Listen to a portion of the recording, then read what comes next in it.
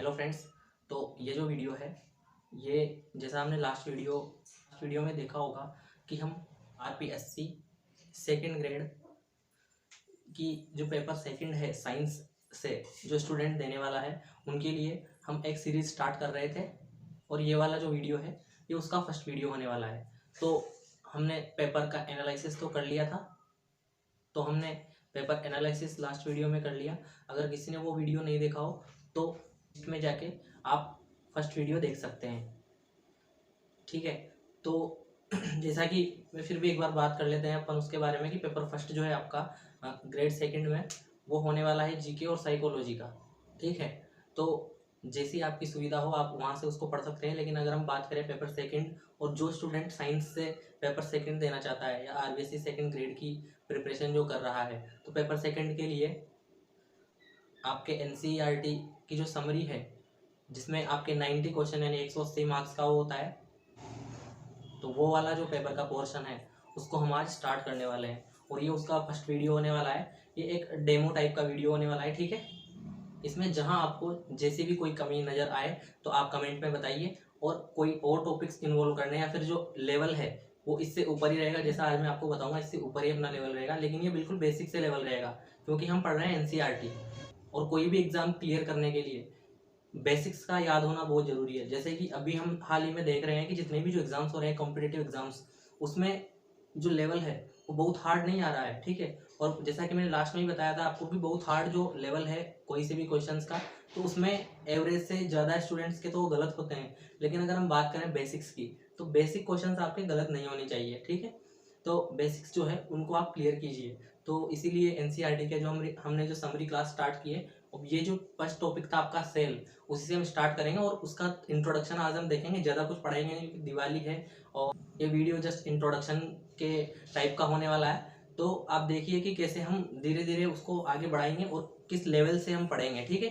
क्या अपना लेवल रहेगा, बिल्कुल बेसिक से लेवल रहेगा और बिल्कुल मेन इंपॉर्टेंट पॉइंट्स को हम लेके चलेंगे। और आज हम जस्ट छोटी सी क्लास ही होने वाली है, जस्ट डेमो क्लास होने वाली है, तो आप ध्यान से देखिएगा। तो हमारा जो सबसे पहला टॉपिक है पेपर सेकंड का वो है सेल, ठीक है। अब ये जो टॉपिक है वैसे ये उसके अनुसार काफ़ी बड़ा होने वाला है। इसके अंदर हम सेल स्ट्रक्चर पढ़ेंगे, सेल फंक्शन पढ़ेंगे, सेल के कंपोनेंट, सेल ऑर्गेनल्स के बारे में पढ़ेंगे, किसने उनकी खोज की और कौन है जिन्होंने कुछ जो सेल ऑर्गेनल्स हैं उनके नाम दिए, कौन सा सेल ऑर्गेनल का क्या काम है, क्या उस सेल ऑर्गेनल का क्या काम है, क्या उसकी पोजीशन होनी चाहिए, और वगैरह वगैरह। और सेल्स जो है वो उनका डिवीजन हम पढ़ेंगे। तो ये सारी चीज़ें हमको सेल जो फर्स्ट टॉपिक है, ठीक है, इसमें यूनिट वाइज नहीं है, ठीक है। तो हमको सीधा सिलेबस के अकॉर्डिंग पढ़ना है। तो सेल के बारे में सबसे पहले स्टार्ट करेंगे, तो पहले ये देखना पड़ेगा कि सेल है क्या है, ठीक है। अब ये जो वीडियो है ये इंट्रोडक्शन वीडियो है, और ये नॉर्मल जो छोटी क्लासेस हैं जिनके बेसिक क्लियर नहीं है उनके लिए भी हेल्पफुल हो सकता है। इसीलिए हम बिल्कुल ये इंट्रोडक्शन वीडियो बेसिक से लेके चलेंगे। और ये जो सेल का जो फर्स्ट आज हम इंट्रोडक्शन वीडियो देख रहे हैं, और यहाँ से जो मैटर जहाँ से हमने लिया था एनसीईआरटी की जो 8th क्लास की बुक है उसके अंदर एक चैप्टर है, तो वहाँ से हमने ये मैटर स्टार्ट किया है। तो जो सेल है इसके बारे में हम अगर बात करें, तो आप कंपिटेटिव एग्जाम की अगर तैयारी कर रहे हैं, आपने बीएड कर रखी है, और अगर बायोलॉजी से आप ग्रेजुएट हैं, तो मुझे पता है ये आपके लेवल से बहुत नीचे का हो सकता है, लेकिन कुछ जो पॉइंट्स हैं वो जरूरी नहीं होते कि सबको पता होता है, ठीक है। ठीक, तो हम बात करेंगे सेल की। तो सेल जो है, पहली बात तो स्ट्रक्चरल यूनिट होती है किसी भी लिविंग ऑर्गेनिज्म की, किसी भी लिविंग ऑर्गेनिज्म की। एक चीज मैं आपको पहले ही बता दूं कि हम यहाँ पे पूरा सेंटेंस जैसा आप अगर सोचे कि वैसे नहीं पढ़ेंगे, हम बिल्कुल शॉर्ट नोट्स टाइप से पढ़ेंगे कि कम से कम टाइम में और कम से कम मीटर में आपको ज़्यादा से ज़्यादा मटेरियल प्रोवाइड हो सके और आप ज़्यादा से ज़्यादा अच्छे से समझ सकें। इसी चीज़ को अगर हम सेंटेंस के रूप में लिखेंगे तो भी उसका वही मतलब होने वाला है। लेकिन अगर आपको सिर्फ याद रखना है, ठीक है, ताकि जब आप एग्जाम टाइम पे बिल्कुल देखते ही आपको चीज़ें याद हो जाए और आपको कम से कम मीटर, एग्जाम जब बिल्कुल करीब हो तो कम से कम टाइम में कम से कम मीटर में ज़्यादा से ज़्यादा आप जो मार्क्स हैं उनको सिमेट सकें और वहाँ से आप उन चीज़ों को पढ़ सकें। तो इसीलिए हम बिल्कुल शॉर्ट एंड स्वीट पढ़ेंगे, ठीक है। तो ये सबको पता है स्ट्रक्चर और फंक्शनल यूनिट है। अगर बात करें हम किसी को अगर इंग्लिश में प्रॉब्लम है तो हम बाइलिंगुअल देख लेंगे, ठीक है। आज का एक डेमो वीडियो है, ठीक। अगर हम आप बता दीजिए, मैं थोड़ा बहुत हिंदी भी यूज़ करूँगा, लेकिन अगर आप उससे ज़्यादा हिंदी चाहिए आपको तो फिर हम उस हिसाब से नेक्स्ट क्लासेस को लेंगे। तो जो स्ट्रक्चर और फंक्शनल यूनिट है तो इसको हम बोलेंगे संरचनात्मक और फंक्शनल होती है क्रियात्मक।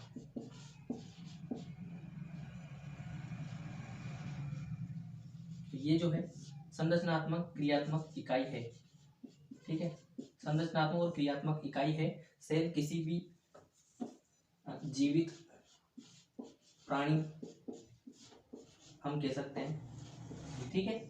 तो उसकी एक स्ट्रक्चर होती है जिससे पूरी की पूरी हमारी बॉडी बनी होती है। उसके अलावा वही ऐसी स्ट्रक्चर है जिसके अंदर हमारे सारे जो फंक्शंस है बॉडी के वो वर्क करते हैं, ठीक है। जैसा कि आपने हमेशा से पढ़ा होगा कि जो सेल है यही मिलके ग्रुप ऑफ सेल, और जो जिसका स्ट्रक्चर और जिसके फंक्शन एक हो सकते हैं, फिर अलग अलग भी हो सकते हैं। उनके अगर फंक्शन एक हो सकते हैं तो ये बनाते हैं टिश्यूज, ठीक है।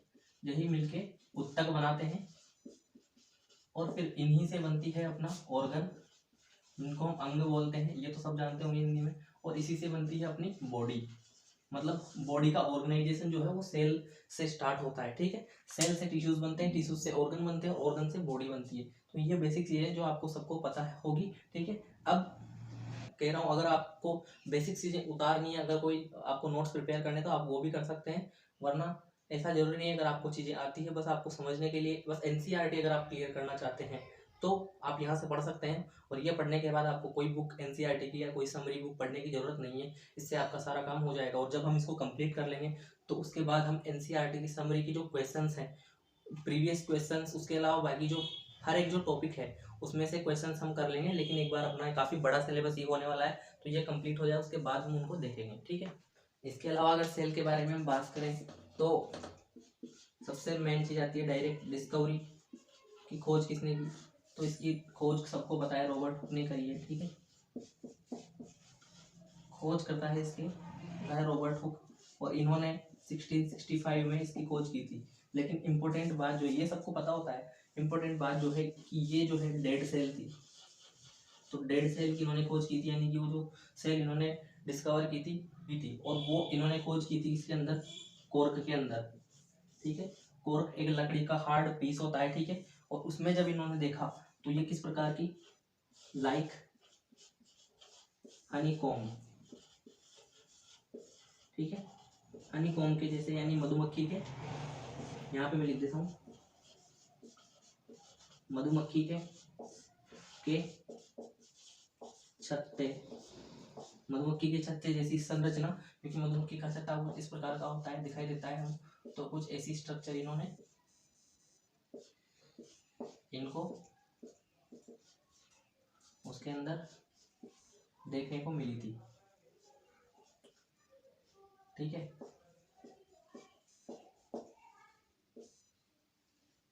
तो ऐसी कुछ स्ट्रक्चर उनको उसके अंदर देखने को मिली थी, ठीक है। जबकि अगर हम बात करें कि जो लिविंग सेल थी उसकी खोज किसने की थी, सेल की खोज किसने की थी, ल्यूवेनहॉक ने, ठीक है।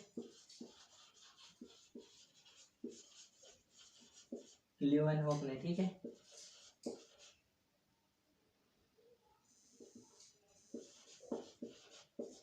ल्यूवेनहॉक ने खोज की थी किसकी, जीवित सेल की, और ये किसके अंदर की थी, पस सेल्स के अंदर, ठीक है। ये इसके अंदर पस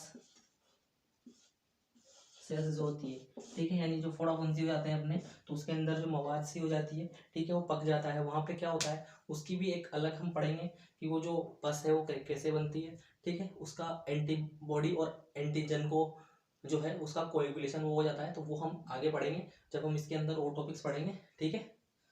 तो अभी ये पस सेल्स के अंदर ल्यूवेनहॉक ने इसकी खोज की जो कि लिविंग सेल्स थी, ठीक। अब उसके बाद अगर हम बात करें तो जो सेल्स हैं, बेसिकली हम बात करते हैं जो सेल्स होती हैं अपनी, ये दो टाइप की हो सकती हैं। देखिए अलग अलग चीज़ों के आधार पर सेल्स अलग अलग टाइप की हो सकती है, ठीक है। जैसे कि अगर हम बात करें इनकी शेप, साइज और या फिर इनके इवेल्युएशन के आधार पे, तो एक कैसी कैसी हो सकती है, आपने पढ़ा होगा यूकैरियोटिक और प्रोकैरियोटिक सेल्स। तो अगर हम बात करें बेस्ड ऑन वेल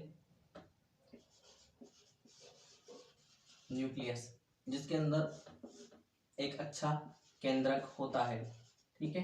तो उसके आधार पर अगर हम देखें तो उसके आधार पर एक तो होगी प्रोकैरियोटिक दूसरी हो सकती है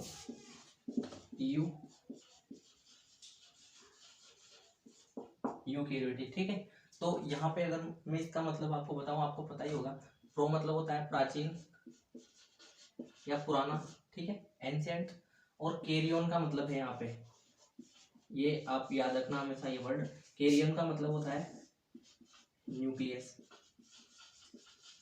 या केंद्रक। ठीक, ये बायोलॉजी में आपको बहुत इंपॉर्टेंट वर्ड है, हमेशा काम आने वाला है। तो जब प्राचीन जो न्यूक्लियस या सेल्स होती थी, ठीक है,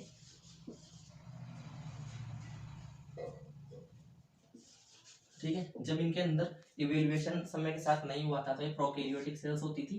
ठीक, और ये जो है न्यू सेल्स, इनको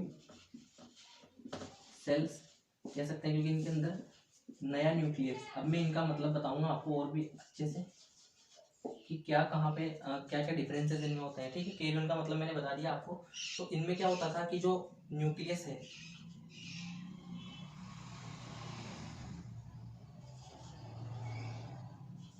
जो न्यूक्लियस है, ये जो न्यूक्लियस है इसके ऊपर न्यूक्लियर मेम्ब्रेन जो है ये नहीं पाई जाती थी। ठीक है, प्रोकैरियोटिक सेल के अंदर न्यूक्लियर मेम्ब्रेन नहीं पाई जाती थी।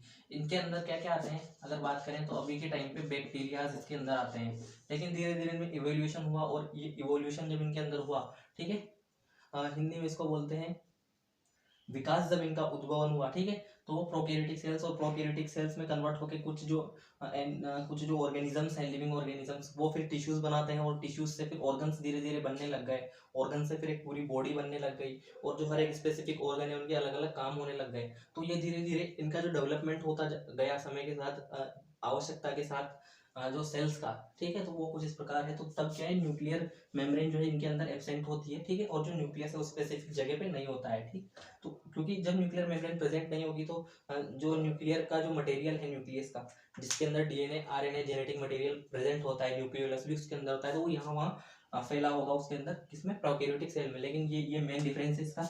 और अगर हम बात करें यूकैरियोटिक की, तो इसके अंदर जो न्यूक्लियर मेम्ब्रेन है,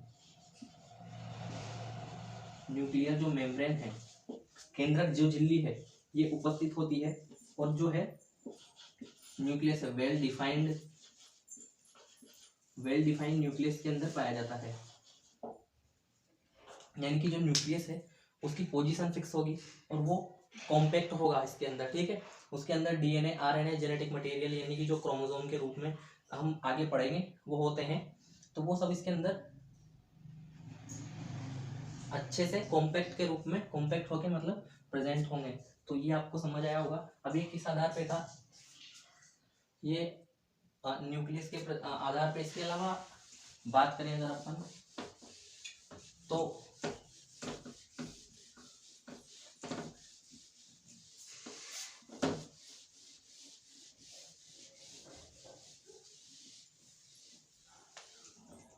इसके अलावा जो है यूनिसेलुलर, ये कुछ वर्ड्स हैं जो मैं आज बता रहा हूँ डेमो क्लास, इससे अपनी हो भी जाएगी, और कुछ इंपॉर्टेंट जो वर्ड्स हैं वो भी आपको याद हो जाएंगे। मल्टी सेलुलर, इनका क्या मतलब है, ठीक है। यूनी का मतलब हमेशा साइंस में होता है वन, ठीक, एक। मल्टी की अगर बात करें तो मल्टी का मतलब होता है हमेशा मैनी या मोर देन वन, एक से ज्यादा। ठीक है, तो यहाँ पे क्या होगा, living organism, those living organisms which are made up of single cell are called unicellular organisms। ठीक है, यानी कि हम कह सकते हैं कि ये जो है ऑर्गेनिजम्स के टाइप हैं। लिविंग ऑर्गेनिजम्स दो प्रकार के हो सकते हैं, यूनिसेलुलर और मल्टी सेलुलर। ठीक है, तो वे लिविंग ऑर्गेनिज्म जो कि एक ही सेल के होते हैं, यानी कि एक ही सेल से इनका, इसी के अंदर इसका, इसी सेल में इसका रेस्पिरेटरी, एक्सक्रीशन, डाइजेशन, वो सब कुछ इसी सेल के अंदर सिंगल सेल में होता है। जैसे कि इसका अगर एग्जांपल की अगर बात करें तो इसका है मेन एग्जांपल अमीबा। ठीक है। इसके अलावा इसका एक और एग्जांपल है पैरामीशियम।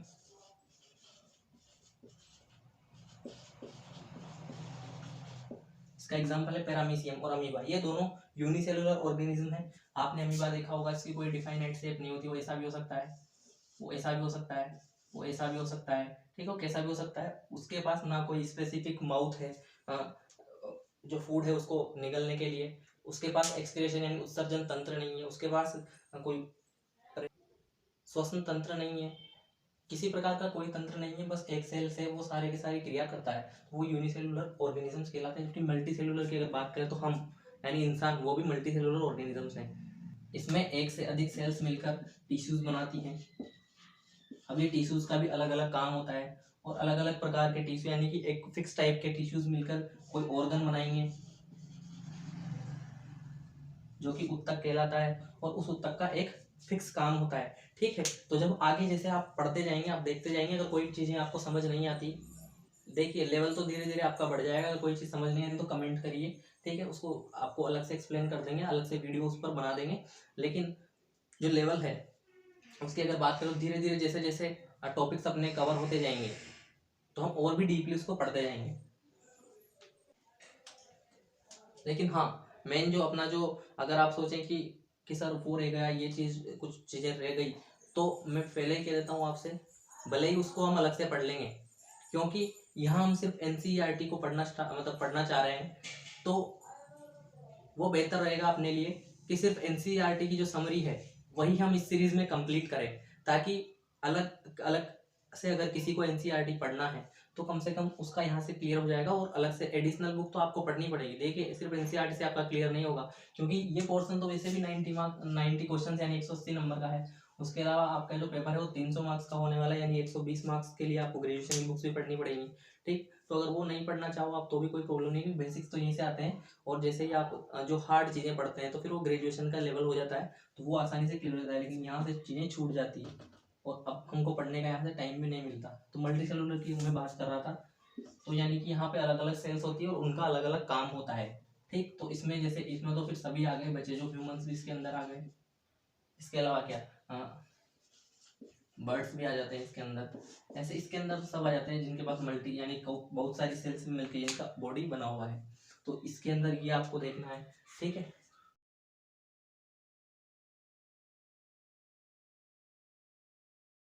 अगर हम बात करें जैसे अमीबा की, अगर हम बात कर लेते हैं अब, क्योंकि ये उस बुक में दे रखा है टॉपिक, तो इसको हम कंप्लीट कर ही लेते हैं, ताकि हमारा जो इंट्रोडक्शन है वो भी अच्छे से हो जाएगा। बाकी चीज़ें भी हमको पता चल जाएगी क्या अपना लेवल होने वाला है। इससे तो ऊपर ही लेवल रहेगा अब, क्योंकि ये बिल्कुल बेसिक टॉपिक मैंने लिया था, फर्स्ट टॉपिक ही आपका था और बेसिक टॉपिक था। धीरे धीरे जैसे जैसे सिलेबस हम करेंगे कंप्लीट, तो जो लेवल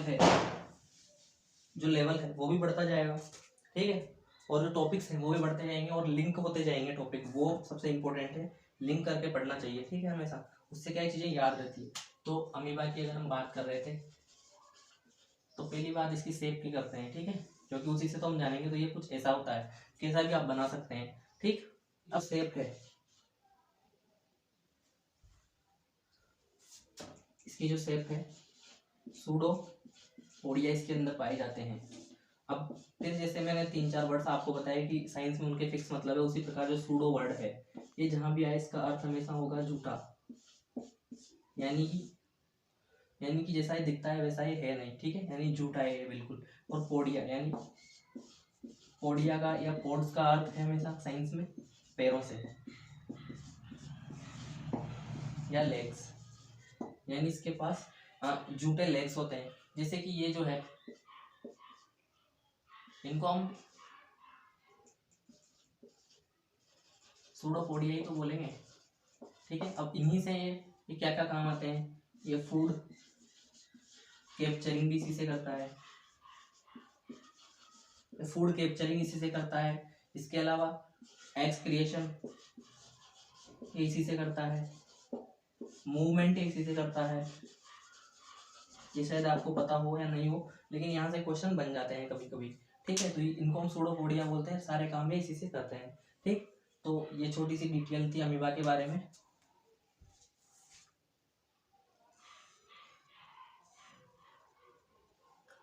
और मैं जो बताने जा रहा आपको कि जो सेल्स हैं उनकी अलग अलग शेप भी होती है, ठीक है। तो वो आपको पता है, वो तो बेसिक चीज़ें हैं कि कौन कौन सी सेल्स होते हैं, कि कुछ लॉन्ग सेल्स होती है, लंबी होती है, कुछ गोल राउंड सेल्स होती है, स्फेरिकल मतलब, है ना। तो अलग अलग टाइप की सेल होती है, लेकिन वो ज़्यादा बहुत इंपॉर्टेंट नहीं है, वो सबको क्लियर है, उसकी कोई प्रॉब्लम नहीं है, ठीक है। क्योंकि कुछ कभी कभी बेसिक्स पढ़ते पढ़ते कुछ ऐसे पॉइंट्स हैं जो हमको मालूम नहीं होते हैं। मेरा जो रीट में एक क्वेश्चन गलत हुआ वो था ईस्ट का। अब समझने की सिर्फ इतनी बात है, देखिए मेरा अगर स्कोर की बात करूँ तो 130 है, ठीक है, 130 स्कोर हो रहा है L2 में मैथ्स साइंस से। लेकिन इतना आसान क्वेश्चन मेरा साइंस में मतलब गलत हो गया, बाकी तो नहीं हुआ। क्योंकि वहाँ पे क्या होता है कि प्रेजेंस ऑफ माइंड भी बहुत जरूरी है। पूरे साल आपने जो तैयारी की या जितनी भी आपने बुक्स पढ़ी या कुछ भी किया वो मायने रखता है, लेकिन उसी के साथ वहाँ पे प्रेजेंस ऑफ माइंड जो एग्जाम टाइम पे, यानी एग्जाम के लास्ट क्वेश्चन तक आपका प्रेजेंस ऑफ माइंड क्या है वो बहुत मायने रखता है, ठीक है। ये मेरा क्वेश्चन लास्ट में था, ठीक है। पेपर काफ़ी मतलब ईजी पता चल गया था कि पेपर ठीक है, ईजी है। लेकिन क्या हुआ कि ईस्ट जो है इसको मैं समझ बैठा क्योंकि ये काफ़ी इजी था मेरे लिए। बायो वाला पोर्शन मेरे बायोलॉजी है तो मेरे को इजी लगा था, तो मैं बहुत डीपली इसको पढ़ के नहीं गया, ठीक है। और यहीं पे वो मात को गलती हो गई कि ईस्ट को मैंने एस्टीरिया कोलाई समझ लिया, ठीक है। जबकि ये होता है सेकेरोमाइसिस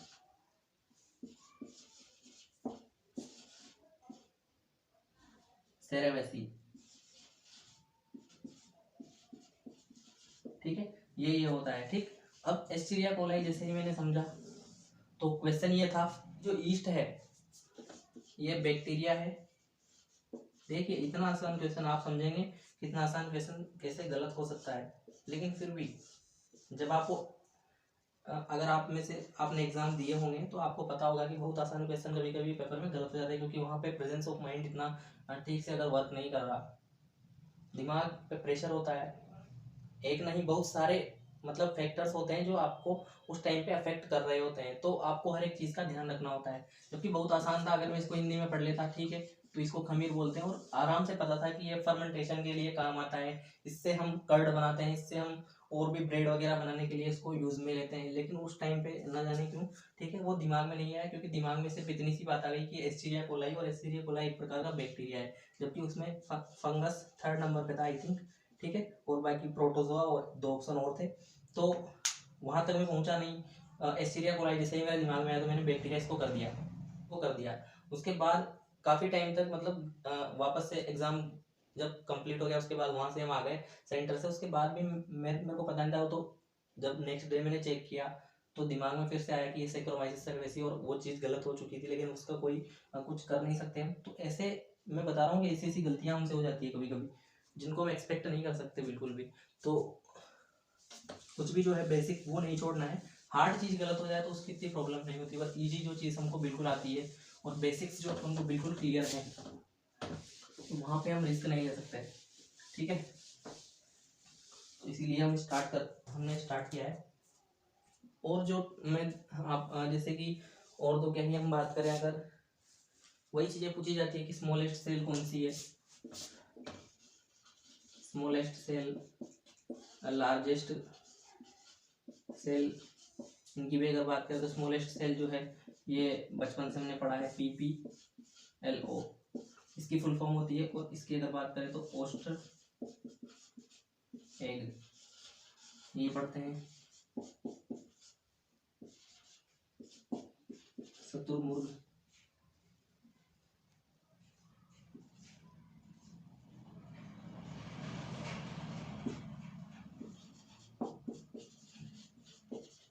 शुतुरमुर्ग का जो अंडा है वो सबसे लार्जेस्ट सेल है, ठीक है। और PPLO इसकी जो फुल फॉर्म होती है प्लूरो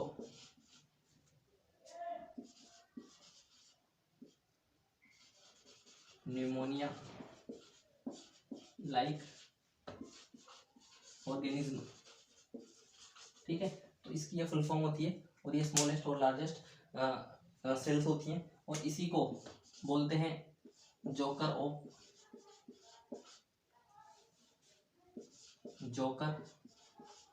ऑफ एनिमल किंगडम।